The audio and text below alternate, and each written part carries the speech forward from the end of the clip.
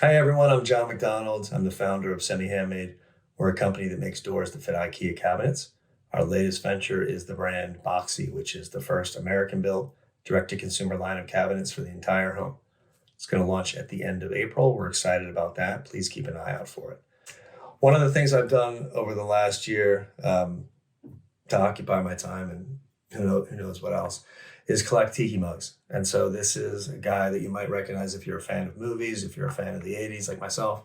Um, I've got 6 or 7 questions in here. I'm going to jump right in and see what we come up with. First question: what would you say to someone who knows they need new cabinets but has no idea where to start? I would say look around. I would say this is a huge purchase. I appreciate you guys considering us, but it's not something to jump into. In some ways, depending on how big the project is, you could be spending the price of a small to medium-sized large car. And it's not a purchase you make many times in your life. So look around. I mean, ask friends, get referrals, go on social media.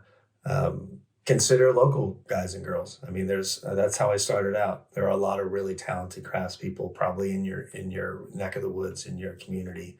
You could find on Nextdoor app or who knows where. But yeah, I mean, again, I want to sell you cabinets, and I think we're as good as anybody and better than most. But I also know that there's a lot to consider, and don't jump into it lightly. Okay, question number 2.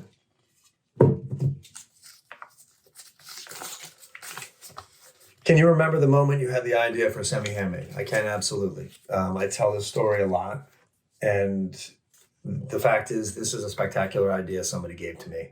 One thing that I've always done is, I think, professionally at least, is put myself in a spot to meet people and to hopefully make great connections. And that's sort of what happened. I guess I was recently divorced. I was doing a design show, trying to figure out, where I wanted to go with my life and professionally, and the recession had hit. And a stranger came up to me at Dwell on Design and said, "Hey, have you ever thought about making doors for IKEA cabinets?"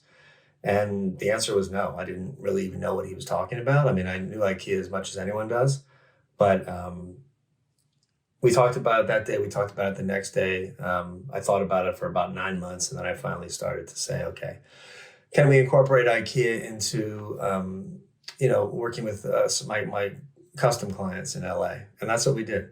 So again, I don't take any credit for it. I take credit for the work, but not the idea. Next question.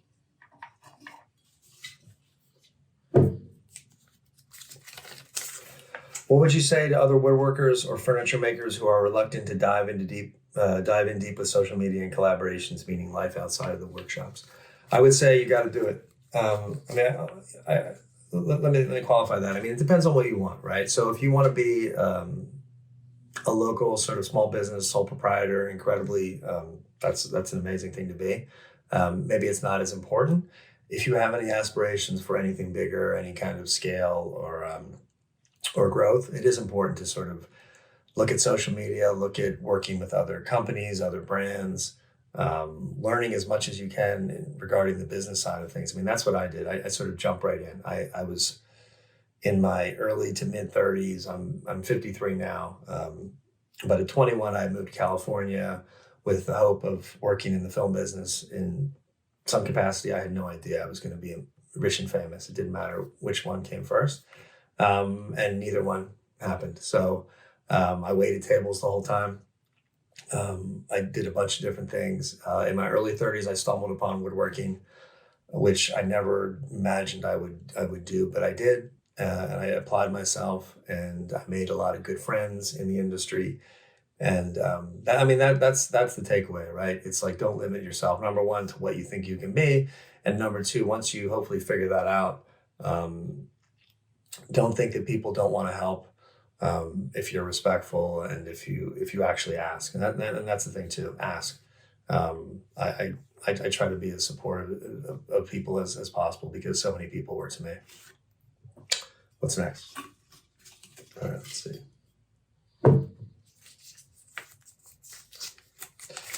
What is your relationship with IKEA like now? I joke it's love hate. I love them and they hate me, but it's not completely true. I mean, it's been a complicated relationship over the last decade. The fact is, we don't exist without them.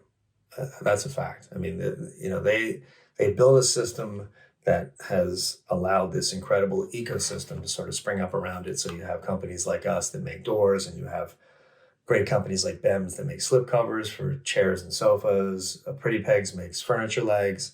And that's all from the ability to sort of, be a la carte with how you purchase things.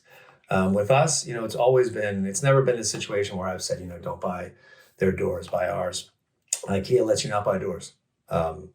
Certainly, we have done a great job, I think, collaborating with other brands and influencers and celebrities, and that's sort of made IKEA maybe more accessible to people that might not normally find them. So there is that, and I take some credit for that. But relationship-wise, it's been good. They've always been incredibly respectful. They're an amazing company. I mean, they've been around for a long time, and they've revolutionized furniture in the world. How it's made, how it's packaged. They have incredible respect for the environment, and how they treat their employees. So I've got nothing but respect for them. Next question.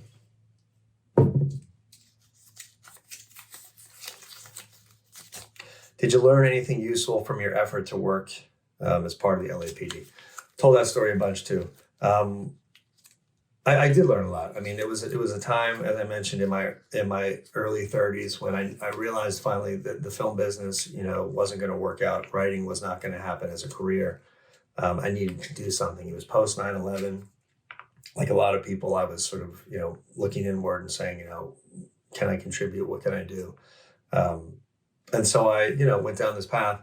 I don't regret it. I mean, I'm grateful it didn't work out. But I will say at the time, it was incredibly disappointing and frustrating and humiliating to not sort of get in, because a lot of people knew I wanted it. I wanted it at the time. Again, in hindsight, it was the right thing not to happen, but it hurt at the time for sure. Okay, last question. How do you channel your outgoing nature into business opportunities for Sammy Hammond? It's kind of what I said earlier. I looked at this as a business like any other. I have a ton of friends who are spectacular craftspeople, just amazing artists, men and women. But I never had that ability. And the truth is, I didn't care. I mean, I wanted to sort of get jobs, make money, and sort of move on to the next thing. And so that's what that's what I always say to people. It's reach out. I DM people all the time on LinkedIn, on Instagram, on Twitter. Certainly, I'm in a different position now than I was 10 years ago, and a lot of people respond. But it doesn't mean I wasn't doing the same thing back then. And I would say, don't be discouraged if you don't hear back. Don't sort of stop reaching out to people, because you'd be surprised the opportunities that can sort of come about by just asking and being polite and respectful. And, so that's it. Okay, well, this was fun. I mean, I'm excited again that Design Mill considered me. I'm grateful for, to be part of this group.